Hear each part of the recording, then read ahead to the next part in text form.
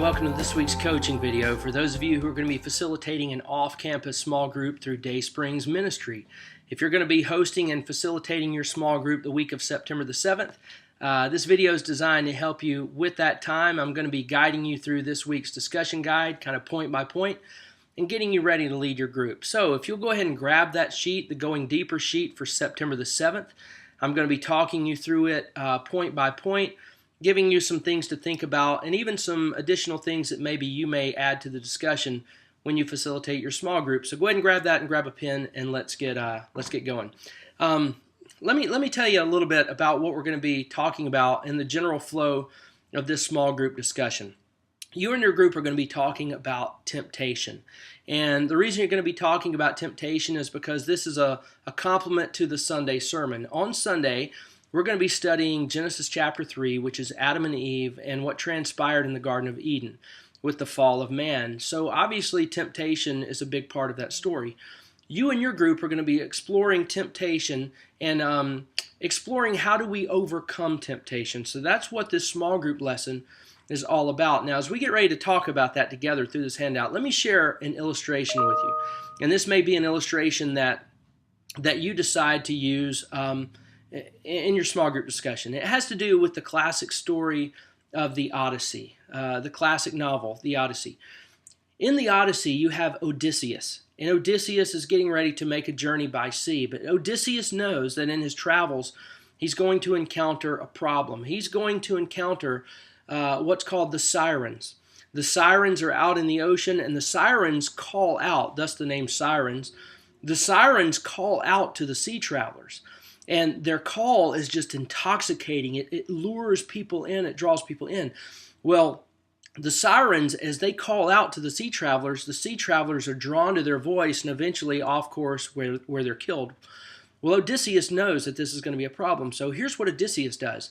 Since he knows that this lure is going to come out at sea, Odysseus gets his crew to tie him to the mast of his ship, so that he cannot respond to the sirens as he travels. And as an end result, he survives his journey. Now, there's a great lesson to be learned in the story of Odysseus, and as it relates to temptation. And here's the lesson to be learned. That when it comes to temptation and overcoming temptation and resisting temptation, the key is not waiting until that moment to do something. Because if we wait until the moment of temptation, we're going to fall prey to it. The key is making preparation ahead of time, learning some things and knowing some things before the moment of temptation. We have to be prepared, at least in principle, as it relates to temptation. Before temptation comes, that gives us the best opportunity to overcome temptation. So what this lesson is going to do, we're going to be looking at James 1 together. That's where you're going to be anchored down. James 1 is going to direct us to what I think are three different things that we need to grapple with ahead of time. Three things that if we're aware of this, and if we've thought it through, and if we've already processed all of this information and taken it to heart, then when temptation comes, we're going to be ready. So three things that as we go through James chapter 1, three things I want you to be looking for, okay? Here's the first one. I want you to pay attention to the role that our heart plays in the temptation process. The role that our heart plays. Now, what we tend to do is we think that temptation is this thing from without that causes problems for us. What we need to be aware of is the problem that lurks within. There's a monster inside who's going to take even good things, and twist it around and to turn it into something that's not legitimate. We need to be aware of the problem within, and that is our heart, okay? Number two, we also need to be reminded of the severity of temptation and giving into temptation. We sometimes tend to laugh it off, and we're like, well, everybody's tempted, everybody wins some and loses some, and we'll even trivialize certain sins. We need to be reminded that temptation and giving into temptation is no laughing matter. It is a big deal. We're going to see that in James chapter 1. The third thing that I want you to look for is what I would call the alternative to temptation. You got temptation that's tempting you to do this. There's always a good way out. There's always a good alternative. That alternative are the good things that come from a good God. And what we have to remember is that there is a God who is good, who is always good. And God gives us good things. And if we'll pursue those things and take hold of those things and enjoy those things, all of a sudden the lure of that which is tempting us is not as strong. It fades away. As the old hymn says, when we turn our eyes on Jesus, the things of this earth will grow strangely dim. So, 3 things. Number 1, I want you to look for as we go through James 1. Number 1 is the role that our own heart plays in tempting us. Number 2, the severity of giving into temptation. And number 3, the good alternatives to that which tempts us. I want you to see those as we go through James. And I want you not just to see them as I talk through this with you, I want you to try and guide your group to see these 3 things too. Because again, these are the things that I think that we need to take to heart now, so that in the throes of temptation, we've got something to stand on. We're not making a decision as the sirens are calling out to us. We've already tied ourselves to the mast. All right? So let's get into the handout. Look at it with me. I'm going to talk you through it point by point. Discussion point number 1. This is your recap one. This is where you read Sunday's sermon passage and then recap it together and then talk about the things that struck you. And what you need to do as a group leader is on Sunday you need to take some good sermon notes, because that's what the discussion guide is telling you to do. Get out your sermon notes and talk about it.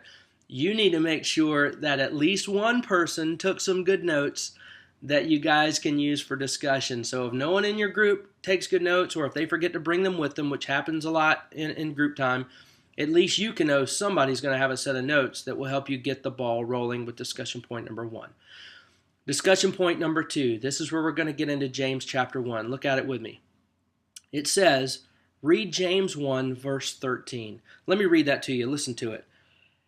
It says, when tempted, no one should say, God is tempting me. For God cannot be tempted by evil, nor does he tempt anyone. Now look at your discussion guide. It says, read James 1 verse 13. And talk about how this verse would have been good for Adam and Eve after they sinned, based on the discussion they have with God. Think about what Adam and Eve said to God. And your group will have just read the whole dialogue between Adam and Eve in discussion point number 1. But think about what they just said. When God comes and says, what have you done? After they sinned, what have you done? Do you remember what they said? Adam says, well, God, that woman you gave me told me to eat. He's passing the buck. The woman says, the serpent made me do it. I mean, she's the first one to say the devil made me do it. Now, when you think about this, not only are they passing the buck, towards something else, ultimately they're blaming God. I mean, that's what Adam said. This woman that you gave me, you gave her to me. And he's implying it's God's fault. Eve's doing the same. This serpent, hey, who made the serpent? Oh, you did, God. Here's the bottom line. We like to play the blame game, and if we trace the trail of our blame game, ultimately we're blaming God for our own sin. Now, here's the thing. James is going to point out to us that temptation, our hearts are to blame. Our hearts are to blame. We're going to see this in just a moment. Look at discussion point number 3. It says, read verses 13 and 14 now. Read verse 13 again, but add verse 14 to it. Now listen to what it says. When tempted, no one should say, God is tempting me. For God cannot be tempted by evil, nor does he tempt anyone. But rather, each one is tempted when, by his own evil desire, he is dragged away and enticed. Now, did you hear that? It says, the desires within my heart are to blame. Now, here's the whole point in this, and this is what I talked about. 3 things that we're going to have to come to grips with. Number 1, if we're going to overcome temptation, we have to be on the lookout. We have to be on the lookout. You know where we have to be looking out? You know what we have to be looking out from? Our own hearts. Our own hearts will deceive us. Here's some good verses for you to look up. Maybe you can even bring these up in your group discussion. Jeremiah chapter 17, verse 9. Jeremiah 17, verse 9. Also look up Matthew 15, verses 18 and 19. Matthew 15, 18 and 19. Read these verses and notice that our hearts really cannot be trusted. They can't be trusted. So here's what we have to understand about the temptation process. We think it's the devil made me do it. We think, oh, if I was just, if I was in a better place, then I wouldn't be tempted so bad. Well, Adam and Eve were in paradise, and they fell prey to temptation. Our hearts will take, listen, our hearts will take even good things, and twist it into something that's illegitimate. Our hearts will deceive us and lie to us and convince us that we need some things even when God says we don't need them. We're going to have to recognize this tendency within our own heart if we're going to overcome temptation, because when we buy into the lie of, just listen to your heart, or your heart will lead you the right way, if we live by that principle, we'll never tie ourselves to the mast. So we have to be aware of the temptation that's coming from within. Now, look at discussion point number 4. It's bringing you back to verse 14, and I'm going to read verse 14 for you again. It says, "Rather, each one is tempted when by his own evil desires he is dragged away and enticed." Now, this is interesting. James is actually using hunting and fishing terminology. Dragged away and enticed. That's a hunting term and a fishing term. It's the idea of putting bait out in the open field, baiting a deer. It's the idea of getting a lure that looks delicious, but there's a hook under it. You're luring the fish to the bait. James says our own desires within our own hearts bait us. They lure us out. Now, this is pretty interesting. Look at your discussion point. It's kind of humorous the way it's worded. It says the phrase dragged away is a hunting term and the word enticed is a fishing term. Now, look at this. When a hunter puts out feed for a deer, is it just an act of goodwill toward hungry animals, or is there another motive? Is the hunter just being nice to the poor hungry deer, or does he have something else in mind? Of course he has something else in mind. Look at the question on your handout. When the deer or fish are lured into the open field or drawn to the baited hook, what is the end result for them? You know what the end result is for them? They're going to get killed. They are going to die. They're going to be consumed and devoured. The goal of the hunter or the fisherman is death for the hunted. Now listen, our hearts will lead us out into the open field to deceive us, and death will ensue. Look at discussion point number 5 on your handout. It says, read verse 15, very next verse. It says, after desire has conceived, it gives birth to sin. And sin, when it is full grown, gives birth to death. Now, this is what I told you that we have to be reminded of the severity of sin. When we give in to temptation, it is no laughing matter. Giving into temptation results in things dying, plain and simple. Now, ultimately, physically, we're going to die physically, and that's the playing out of sin. But temptation, giving into temptation, kills all kinds of things. Look at discussion point number 6. Great discussion point here. It says sin leads to death, yet we treat certain sins lightly, even joking about them like they're no big deal. What are some of the sins that we tend to laugh off and make light of? Think of some of those. There are some that we may just kind of laugh off. Gossip, I have to say what's on my mind. Ha ha ha ha ha. We just kind of laugh it off. There are other sins. You come up with your own list. Let your group come up with your own list. But here's the thing that your discussion guide is leading you to do here in discussion point number 6. Take any of those sins that we may name. Let's take gossip, for example, since I mentioned that one. The discussion guide, look at your discussion guide. It says, if that particular sin ran its course, if it became full grown, which is the words James uses, if that particular sin became full grown in your life, what would it eventually kill? Gossip, for example. Let's say a friend of mine has told me something, I know it, and now I'm going to tell you about it. If that sin gets full-blown in my life, if I'm just a full-blown gossip now, what's going to die in my life? I'll tell you what's going to die. At some point, that friendship's going to die, the person that I've gossiping about, because things never remain secret. That relationship's going to die. But you know what? My relationship with you is going to die. You know why? Because when I come to you with secret things, guess what? you don't trust me anymore. You're going to say, he knows some things about me. I've confided in him. I don't think I can trust him because I see what he does with information that people have entrusted to him. At some point, my relationship with you is going to die. Here's the whole point in this. Sin, when it's full grown, it leads to death. Even the sins that we tend to laugh off and say, oh, it's no big deal. Giving into temptation, there is a severe price to be paid. We need to be reminded of that.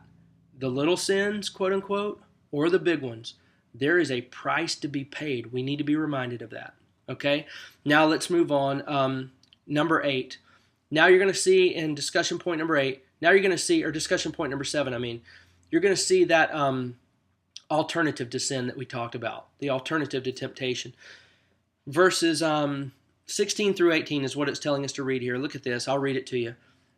Don't be deceived, my dear brothers. Every good and perfect gift is from above, coming down from the Father of heavenly lights, who does not change like shifting shadows. God chose to give us birth through the word of truth, that we might be a kind of first fruits of all that he created. Now, discussion point number 8 tells you, it may seem like this is a change of subject here for James, because he's been talking about temptation and all of this. Now all of a sudden he says, hey, every good and perfect gift comes from above, comes from God.